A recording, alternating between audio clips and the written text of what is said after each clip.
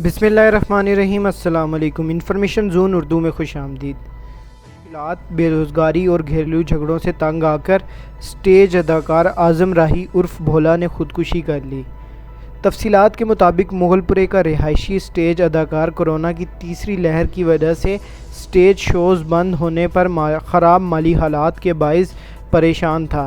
इसकी 2 माह बाद शादी थी। अहले खाना ने शॉपिंग के लिए रकम मांगी तो इसने दिलबर्दाश्ता होकर पेट्रोल छिड़क के खुदसोज़ी कर ली। आज़म राही की खुदसोज़ी की वीडियो वायरल हो गई। अदाकार के भाई आसिम का कहना था कि हुकाम अब इमदाद के बयानात दे रहे हैं, अगर यही इमदाद पहले कर दी जाती तो वो खुदकुशी ना करता।